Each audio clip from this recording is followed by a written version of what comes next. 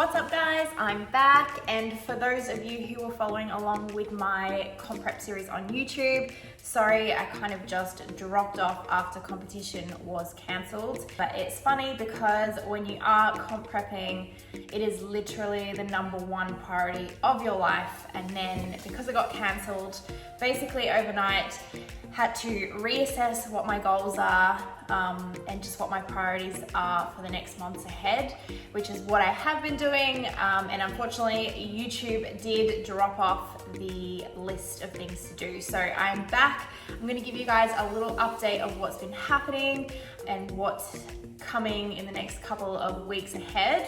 And I also wanted to take you guys through a full day of eating today as well, and a little bit of my current routine. So this morning I got up, had my oxy shred, got my BCAs ready, went to the gym, did a little short, low intensity 30-minute cardio to start my day, which by the way, cardio is slowly reducing and will be dramatically reducing in the next weeks ahead.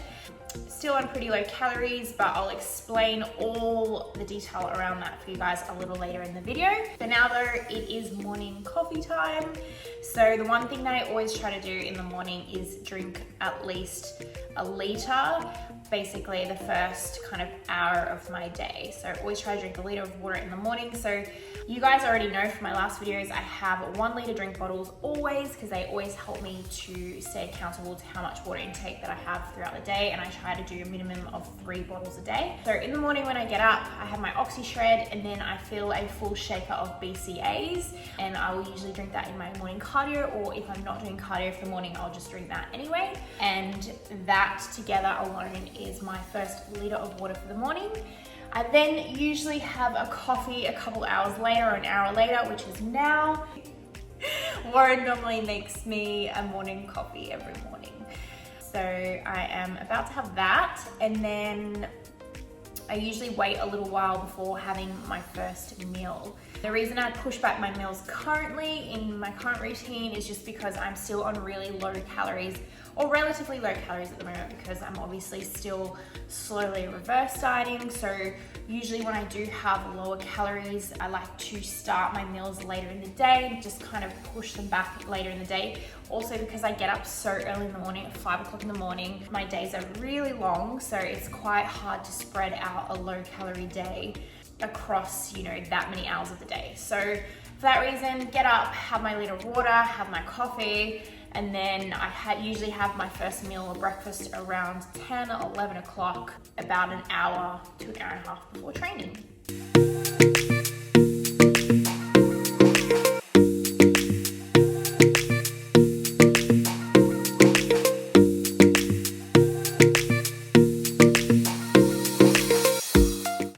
Okay guys, I just finished meal #1. It's 11 o'clock a.m. now, so I'm gonna train in probably about an hour or so, let this digest. So I absolutely love this morning meal that I've been having at the moment. I'll pop the MyFitnessPal ingredients on the screen for you so you can have a look.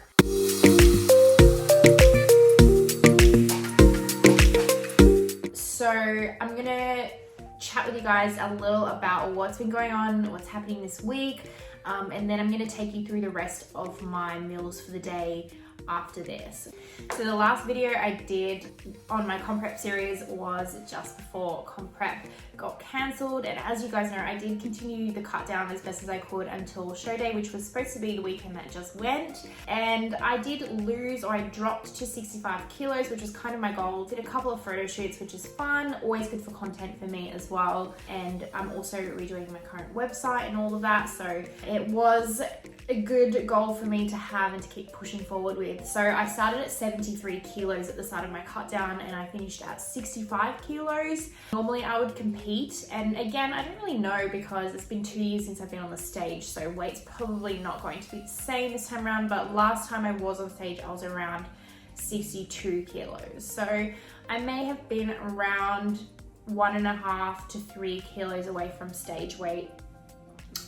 And basically now I'm probably sitting at more like 66 to 67. So I've kind of reversed back out a little, and I think where I am currently, I'm kind of at my really comfortable maintenance. So I have been trying to reverse diet, although when I say reverse diet, I have been a little more relaxed on the weekends. So just in terms of like being able to socialize with friends and not strictly tracking everything that I have on the weekend, and sometimes I'll just have a meal off and not track it at all. So obviously, you know, with that in mind, my reverse diet, I'm doing the best as I can without being 100% pedantic with every little thing. And for me, the way that I track it is just basically to keep track of how my body is looking and feeling.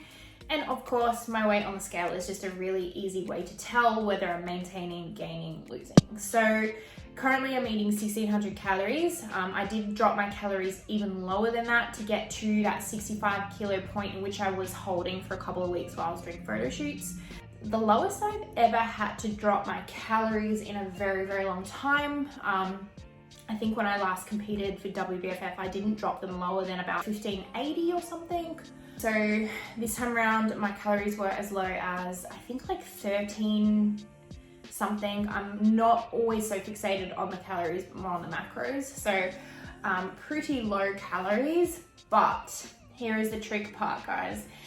The reason that I had to drop my calories so low to continue the cut down is because I was having a little more balance on my weekends. So 1300 was most of the time, probably 80 to probably 90% of the time. And then I wasn't having that 10% of leeway. So I wouldn't have actually been on 1380 calories, for example. Would have been a little higher than that across the board.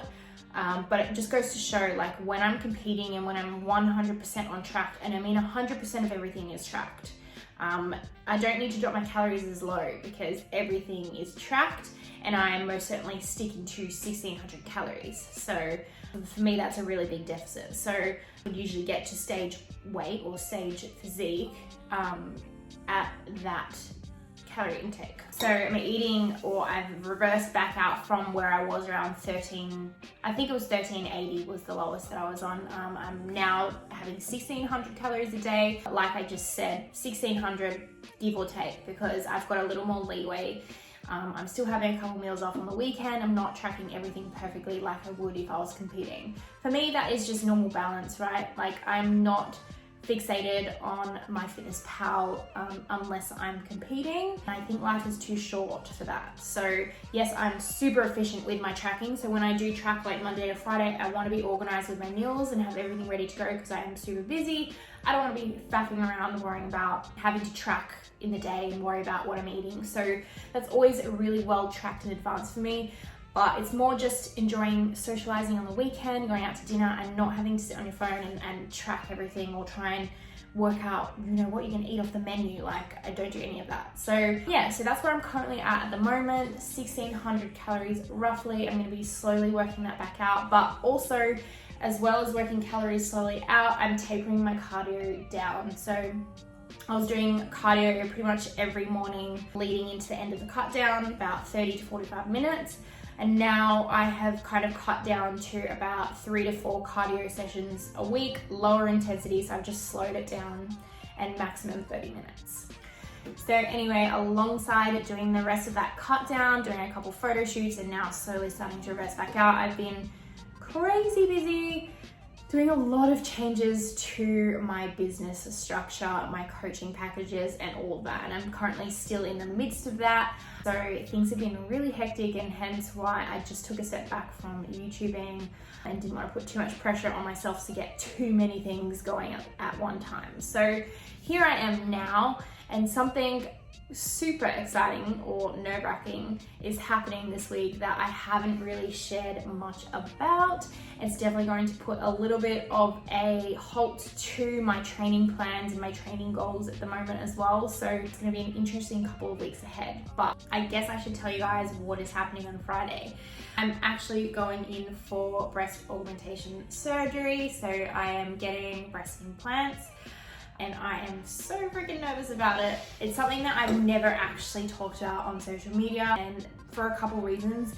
mainly because I didn't really want to hear any opinions from anyone else. This is something that I've had booked since I lived overseas in London, and I wanted to get it done when I was in London and then Dubai, and then I just thought, no, I'm just gonna wait until I get home to Australia. So I've had it booked for a really long time, and it's kind of just crept up on me, and now yeah, I'm really nervous about it, to be honest, but also really excited. So if you guys have any questions for me in regards to my BA surgery, I might do a Q&A or something and just share my experience if you guys are interested in hearing. Yeah, that's happening on Friday. It's Monday today, so I'm really excited to see how it goes. And getting implants is something that I have thought about for so long, probably most of my 20s. I'm now 28 years old. Don't get me wrong, I love what I got. I love my body naturally, and that's probably why, you know, I was never super rushed into it. It's not something that I got done, you know, many years ago. I really did sit on it and think on it for so long.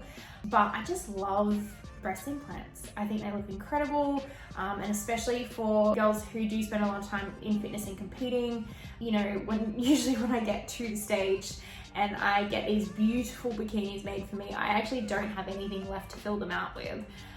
So they do definitely disappear some of that time, and you know, I guess just personal preference. So it's definitely something that I was considering not sharing over social media, mainly because I didn't really want to hear the opinion of other people. And I know that, you know, on social media, that is a place where people pretty much think it's valid just to throw their opinion at you, even if you don't ask for it. But I'm okay with criticism and hearing what other people have to think. But in this certain case, I just wanted to really make sure that I was doing it for me, and I wanted to know that I was doing it for the right reasons, and I just really wanted to make the decision within myself before kind of getting anyone else's ideas or opinions around it. So I did have a consult with my surgeon a couple of weeks ago. I'm pretty confident that it will all work out as planned.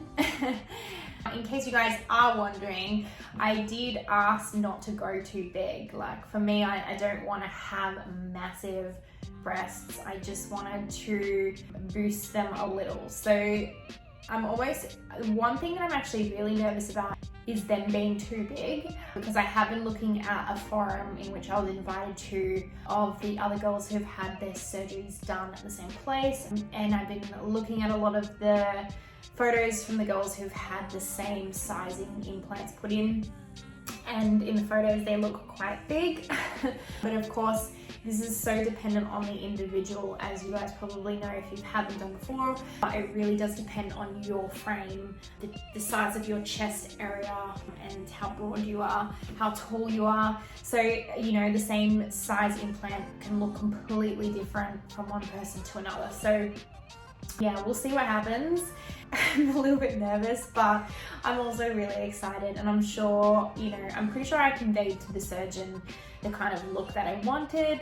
I'm pretty certain that he's going to nail it. So we'll see how it goes.